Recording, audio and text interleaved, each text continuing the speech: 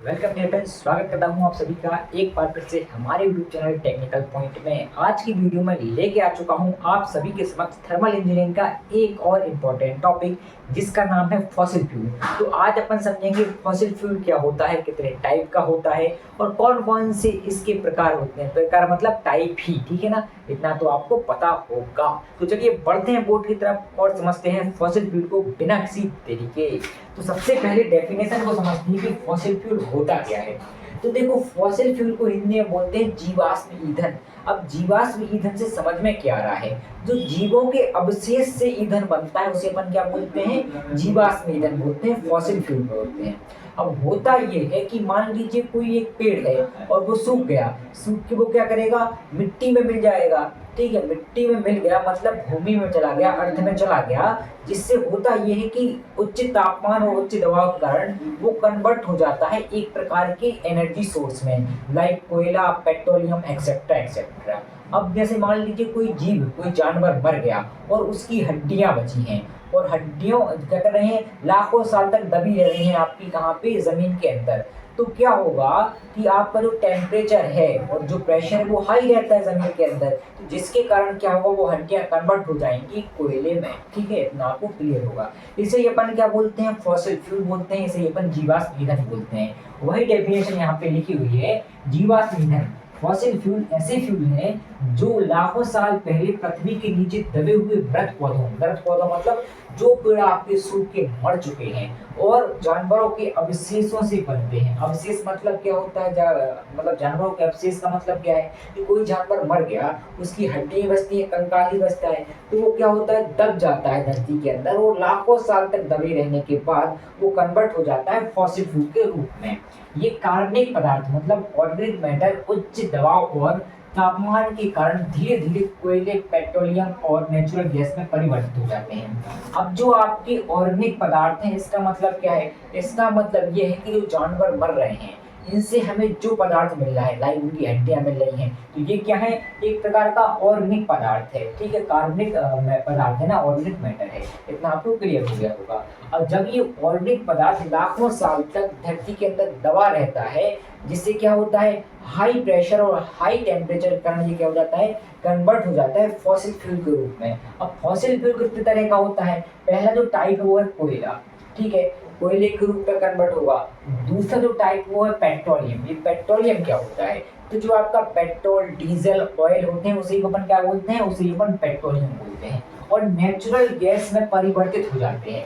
ये natural gas क्या है, तो आपने नाम सुना होगा सीएनजी का, कंप्रेस्ड नेचुरल गैस। तो वही क्या है, आपकी नेचुरल गैस है ना, के रूप में परिवर्तित हो जाते हैं। ये नॉन रिन्यूएबल एनर्जी सोर्स हैं। ये क्या है मेरे भाई, ये नॉन रिन्यूएबल एनर्जी सोर्स हैं, क्योंकि यहाँ पे इनको बनने में लाखों साल लग जाते हैं। अगर आप इनका यूज कर लें एक बार और ये खत्म हो गए मान लीजिए, तो इनको बनने में लाखों साल लग जाएंगे। इसलिए क्या है, नॉन रिन्यूएबल एनर्जी सोर्स हैं। अपन को तीन टाइप के पढ़ने हैं, कौन कौन से। पहला जो टाइप है कोयला, क्या लिखे, कोयला उल्टा लिख दिया भाई, सॉरी माफी चाहूंगा, हो जाता है कोयला। ये क्या है आपका कोयला। फिर क्या है आपका दूसरा टाइप पेट्रोलियम। तीसरा जो टाइप है वो क्या है, नेचुरल गैस। ये तीन टाइप के होते हैं। चलिए समझते हैं नेक्स्ट पेज पे बढ़ के कि कोयला क्या होता है, उसके बाद समझेंगे कि पेट्रोलियम क्या होता है और उसके बाद समझेंगे कि नेचुरल गैस क्या होती है। वाह क्या सीन है,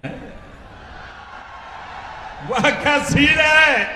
दोस्तों हम बढ़ते हैं आगे और समझते हैं फॉसिल फ्यूल के प्रकार को बड़ी बेहतरीन तरीके से। अभी अपन ने सीखा कि फॉसिल फ्यूल को तीन तरह से क्लासिफाइड किया जा सकता है। पहला टाइप था कोयला, दूसरा टाइप था पेट्रोलियम और तीसरा टाइप था नेचुरल गैस। अब समझेंगे कि कोयला होता क्या है बेसिकली, पेट्रोलियम होता क्या है बेसिकली, और लास्ट में समझेंगे कि नेचुरल गैस क्या होती है। तो चलिए बढ़ते हैं बोर्ड की तरफ और समझते हैं इन चीज़ों को।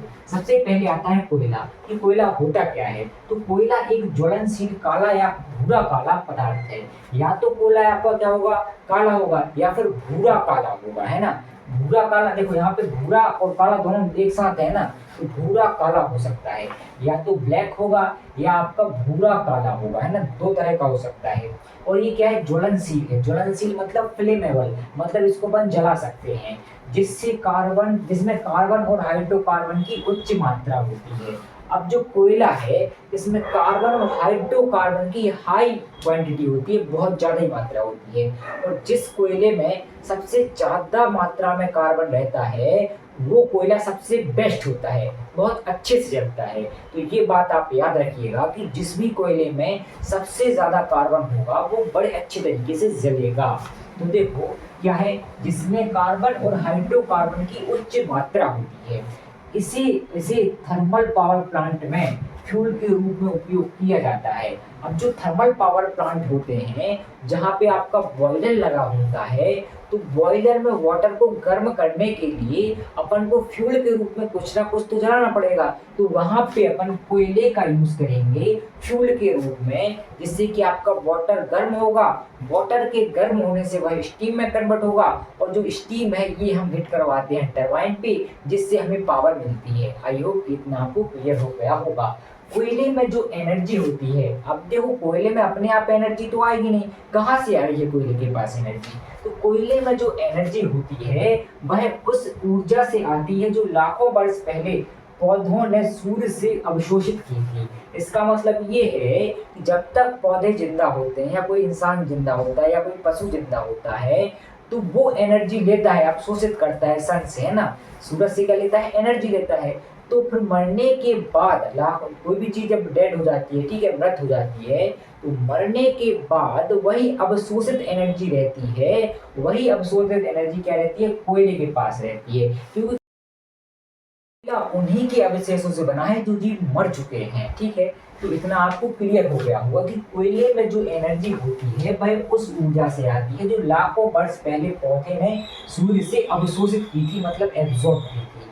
कोयले को 4 प्रकार से वर्गीकृत किया जा सकता है। जो आपका कोयला होता है इसको 4 तरह से अपन क्लासिफाइड करते हैं। सबसे पहला जो टाइप है वो है पीट। ये जो पीट है ये सबसे लो क्वालिटी का कोयला होता है, सबसे घटिया कोयला होता है, बड़ी मुश्किल से जलता है। उसके बाद आता है लिग्नाइट। ये पीट से थोड़ी अच्छी क्वालिटी का कोयला होता है, मतलब इसमें कार्बन का जो परसेंटेज है वो 20 से 28 तक होता है, मतलब ठीक ठाक कोयला है। उसके बाद आता है बिटुमिनस। बिटुमिनस लिग्नाइट से अच्छा कोयला होता है, इसमें 80% कार्बन की मात्रा होती है। फिर सबसे बेस्ट जो कोयला आता है वो होता है एंथ्रेसाइट। ये सबसे बेस्ट कोयला होता है क्योंकि इसमें कार्बन का परसेंटेज 90+ होता है। और जैसा कि मैंने बताया था कि जिस कोयले में कार्बन का अच्छी मात्रा हो, ठीक है, कार्बन की बहुत अच्छी मात्रा है, तो वो अच्छे से जलेगा, वो बेस्ट कोयला होगा।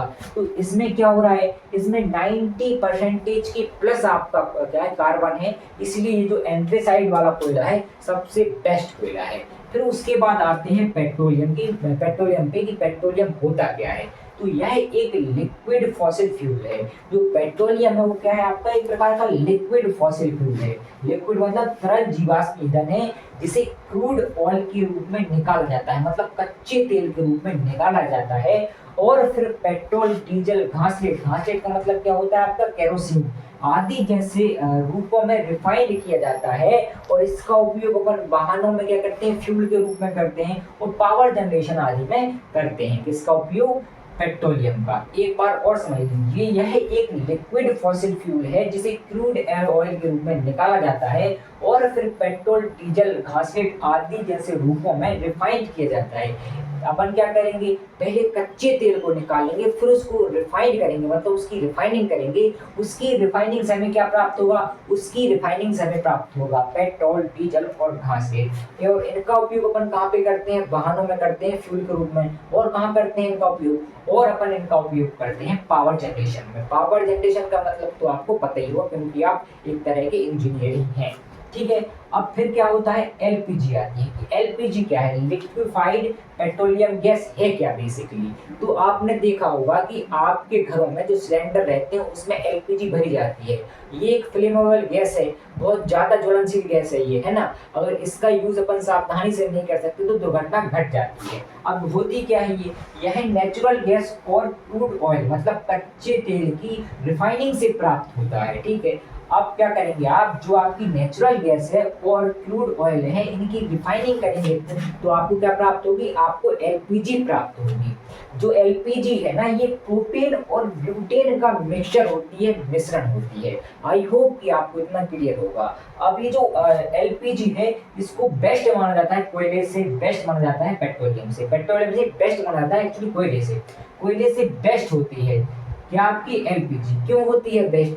क्योंकि इसके जलने से, अगर आप पेट्रोल ये एलपीजी को जलाते हैं, ठीक है, एलपीजी गैस को जलाते हैं, तो उससे पॉल्यूशन बहुत कम होता है। जबकि अगर आप कोयले को जलाएंगे तो कोयले को जलाने से बहुत ज़्यादा पॉल्यूशन होता है ना। और लेकिन वही बात करें अगर एलपीजी की, तो एलपीजी बहुत कम पॉल्यूशन करती है। तो आई होप कि आपको इतना भी समझ में आ गया होगा। अपन क्या करते हैं, कोयले की जगह इसका यूज़ करते हैं, एलपीजी का यूज़ करते हैं खाना बनाने के लिए। आपने देखा है कि अपन कोयले का यूज़ कर रहे हैं खाने बनाने के लिए, नहीं करते ना। आई होप कि आपको इतना क्लियर हो गया होगा। चलिए बढ़ते हैं नेक्स्ट पेज पे और समझते हैं नेचुरल गैस के बारे में कि नेचुरल गैस बेसिकली क्या है।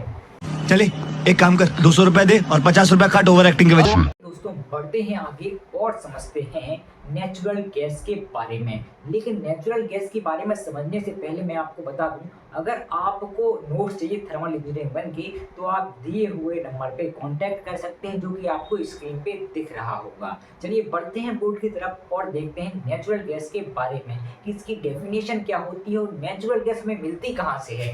ये तो मेन कॉन्सेप्ट है और मेन क्या है इसका कंडीशन है कि मिलती कहाँ से नेचुरल गैस में।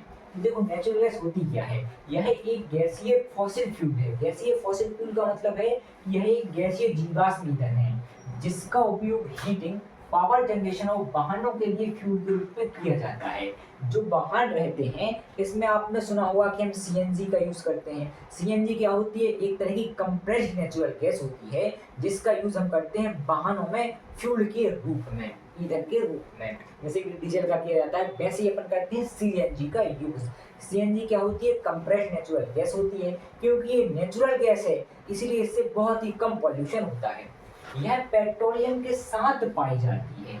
जहाँ पे आपका पेट्रोलियम पाया जाएगा, जहाँ पे आपका कच्चा ऑयल पाया जाएगा, वहीं पे पाई जाएगी आपकी नेचुरल गैस। अब देखो, मान लो कहीं पे ऑयल का भंडार है, कच्चे ऑयल का भंडार है, वहाँ पे उसकी जो बदबू है, बदबू मतलब जान रहे हो, गैस है, वो गैस तो उपस्थित होती है, तो उसी को अपन क्या बोलते हैं? नेचुरल गैस बोलते हैं। आई होप कि आपको ये क्लियर हो गया होगा कि नेचुरल गैस क्या होती है, और आपको आज की वीडियो में जो बताया है सब कुछ क्लियर हो गया होगा कि फॉसिल फ्यूल क्या होता है, इसके अलावा कोयला क्या होता है, पेट्रोलियम क्या होता है, और साथ ही नेचुरल गैस क्या होती है। तो आज के लिए इतना ही, मिलते हैं अगले वीडियो में, तब तक के लिए थैंक्स फॉर वॉचिंग।